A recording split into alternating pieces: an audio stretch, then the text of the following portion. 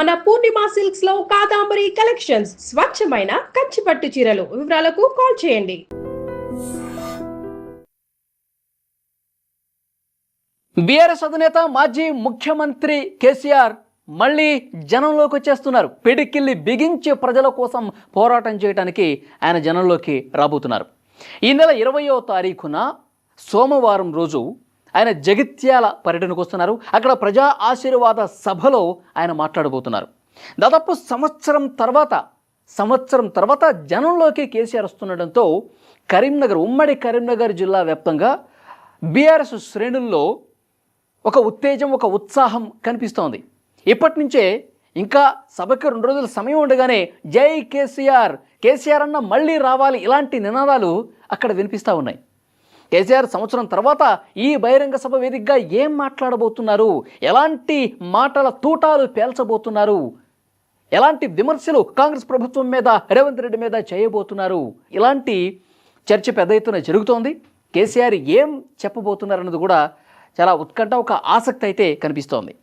యాక్చువల్గా Congress party senior నాయకులు, జగిత్యాల్లో ఉన్నటువంటి సీనియర్ నేత జీవన్ రెడ్డి గారు మననే కేసీఆర్ గారిని కలిశారు. ఆయన బీఆర్ఎస్లో చేరబోతున్నారు.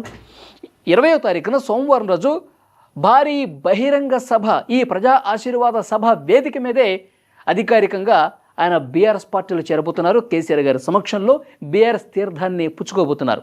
అంటే కరీంనగర్లో బీఆర్ఎస్ బలం పెరుగుతుంది. ఎప్పటి నుంచో కూడా కేసీఆర్కి, బీఆర్ఎస్ పార్టీకి కరీంనగర్ అనేది ఒక కంచు కోటగా ఉండేది.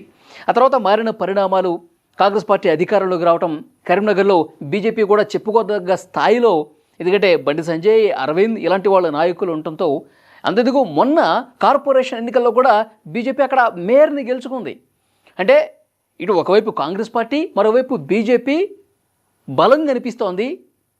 బీఆర్ఎస్ పార్టీకి బలం క్రమేపీ తగ్గిపోయింది అని ప్రచారం జరుగుతున్నటువంటి సమయంలో జీవన్ రెడ్డి గారు జాయిన్ కావటం, గతంలో ఉన్నటువంటి బీఆర్ఎస్లో ఉండి వేరే పార్టీల్లోకి వెళ్ళిపోయిన వాళ్ళు కూడా ఇప్పుడు తిరిగి బీఆర్ఎస్లోకి రావాలని చెప్పి ఆలోచన చేస్తున్నటువంటి నాయకులు చాలామంది ఉన్నారు.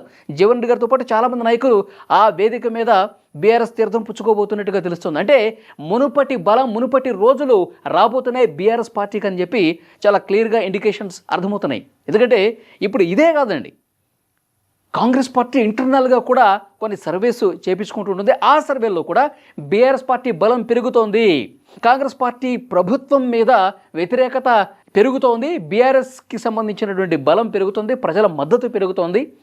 దానికి కారణం ఆయా నియోజకవర్గాల్లో మారుతున్నటువంటి సమీకరణాలు, చాలామంది పార్టీలో జాయిన్ కావటం, ఇవన్నీ కూడా కారణాలుగా కనిపిస్తున్నాయి. సో ఆ ఇంటర్నల్ రిపోర్ట్స్ కాంగ్రెస్ పార్టీకి షాక్ని తెలియజేస్తూ ఉన్నాయి. ఎందుకంటే ఎప్పుడూ లేని విధంగా రేవంత్ రెడ్డి గారు ఆగమేఘాల మీద కొన్ని నిర్ణయాలు కూడా తీసుకుంటున్నారు. ఎందుకంటే 20వ తారీఖు కేసీఆర్ గారు వెళ్తుంటే మళ్ళీ 20వ తారీఖు రోజునే ఉదయం పూట రేవంత్ రెడ్డి గారు జగిత్యాల టూర్కి వెళ్తూ ఉన్నారు. 20వ తారీఖు సాయంత్రం కేసీఆర్ జగిత్యాలలో ఉంటే, అదే 20వ తారీఖు ఉదయం కాళేశ్వరం పర్యటనకి రేవంత్ రెడ్డి గారు ప్రోగ్రాం ఫిక్స్ చేసుకున్నారు. అంటే రేవంత్ రెడ్డిలో భయం స్టార్ట్ అయిపోయింది. కరీంనగర్ గడ్డ మీద అక్కడ బీఆర్ఎస్ బలం పెరుగుతుంది కాబట్టి మనం వెంటనే మేలుకోవాలి, మనం కూడా ఏదో ఒక కార్యక్రమాన్ని అక్కడ తీసుకోవాలి, ఇలాంటి ఆలోచన వచ్చిందంటేనే రేవంత్ రెడ్డిలో, కాంగ్రెస్ పార్టీలో భయం కనిపిస్తోంది. ఒక్కసారి సంవత్సరం గ్యాప్ తర్వాత జనంలోకి వస్తున్నాను, ఒక సభ పెడుతున్నాను అంటేనే రేవంత్ రెడ్డిలో ఇంత భయం కనిపిస్తోందా? రేవంత్ రెడ్డి ఇంత భయపడిపోయి అదే రోజు కేసీఆర్ వెళుతున్న రోజే టూర్ పెట్టుకున్నాడా? కాళేశ్వరాన్ని అదే రోజు చూడాలా?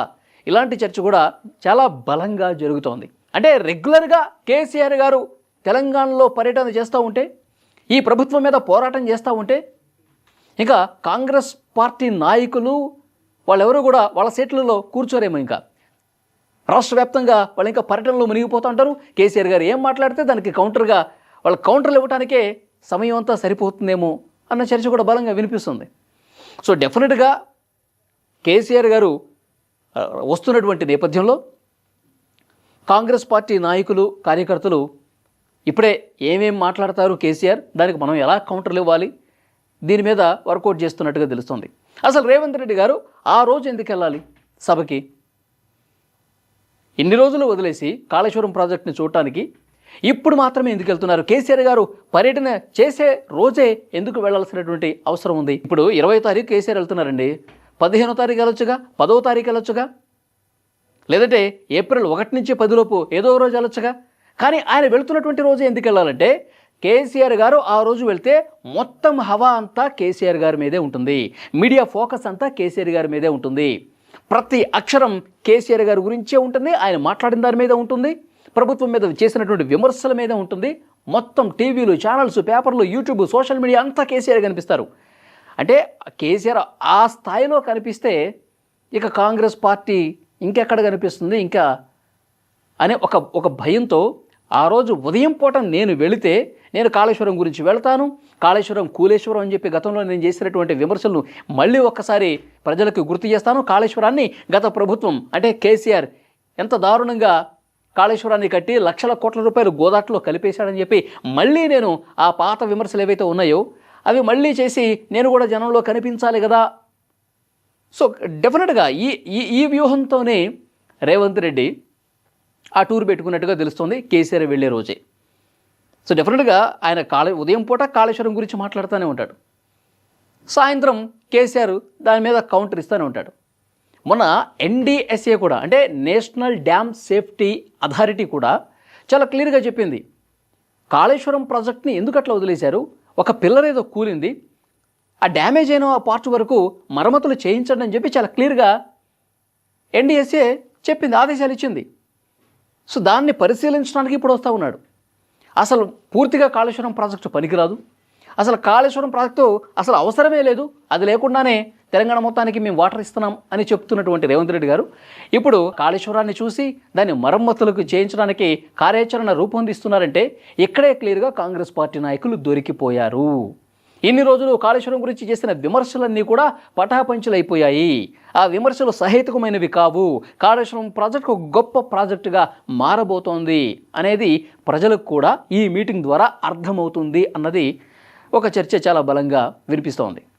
సో డెఫినెట్గా కేసీఆర్ సంవత్సరం తర్వాత పెడుతున్నటువంటి ఈ బహిరంగ సభ ఆ తర్వాత మళ్ళీ ఆయన కామ్గా కూర్చున్నటువంటి పరిస్థితి లేదు, మళ్ళీ వాళ్ళు విమర్శలు చేసినట్టుగా ఫామ్ హౌస్కి పరిమితం కాడు, ఇక రెగ్యులర్గా జనంలో ఉండేందుకు కేసీఆర్ కార్యాచరణ రూపొందిస్తున్నట్టుగా తెలుస్తోంది. కనీసం నెలకి ఒక్కసారైనా జనంలోకి రావాలని చెప్పి ఆయన అనుకుంటున్నాడు. ఆయనతో పాటు బీఆర్ఎస్ నాయకులే కాదు, గ్రౌండ్లో ఉన్నటువంటి కార్యకర్తల ఆకాంక్ష కూడా ఇది. సో కేసీఆర్ మళ్ళీ జనంలోకి రావాలి, కేసీఆర్ జైత్ర యాత్ర, బీఆర్ఎస్ పార్టీ జైత్ర యాత్ర మళ్ళీ ఈ జగిత్యాల గడ్డ నుంచే ప్రారంభం కాబోతుంది అని చెప్పి ఈరోజు అక్కడ సభ ఏర్పాట్లను చూడటానికి వచ్చినటువంటి కేటీఆర్ కావచ్చు, హరీష్ రావు కావచ్చు, ఇంకా జీవన్ రెడ్డి వీళ్ళందరూ కూడా మాట్లాడినటువంటి పరిస్థితి ఉంది.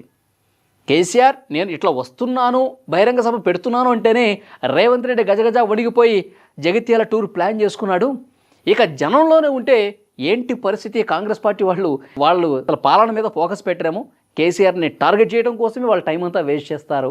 సో ఇలాంటి చర్చ కూడా వినిపిస్తోంది. సో ఏది ఏమైనప్పటికీ కరీంనగర్ గడ్డ మీద మళ్ళీ పూర్వ వైభవం తీసుకొచ్చే ప్రయత్నం చాలా బలంగా బీఆర్ఎస్ పార్టీ చేస్తుంది. కేసీఆర్ రాకతో ఆ పార్టీ శ్రేణుల్లో ఒక కొత్త ఉత్సాహం కనిపిస్తోంది. ఈ వీడియో చూస్తున్న వాళ్ళు తప్పకుండా మీ అభిప్రాయాన్ని కామెంట్ రూపంలో తెలియజేయండి. కేసీఆర్ జగిత్యాల పర్యటనలో ఏం మాట్లాడబోతున్నారు, సంవత్సరం తర్వాత వస్తున్నటువంటి కేసీఆర్ మాటల తూటాలు ఏ విధంగా ఉండబోతున్నాయి, కాంగ్రెస్ ప్రభుత్వం మీద ఎలాంటి విమర్శలు చేసే అవకాశం కనిపిస్తోంది, ఇప్పుడు ఈ 2.5 సంవత్సరాల పాలన మీద ఆయన బాణాలు ఎక్కుపెడితే దానికి సమాధానం చెప్పే పరిస్థితి కాంగ్రెస్ పార్టీలో ఉందా లేదా, ఆగమేఘాల మీద కేసీఆర్ వెళుతున్న రోజే రేవంత్ రెడ్డి ఎందుకు జగిత్యాల టూరుకు వెళుతున్నాడు, దీని మీద మీ అభిప్రాయం ఏంటో కామెంట్ బాక్స్లో తెలియజేయండి.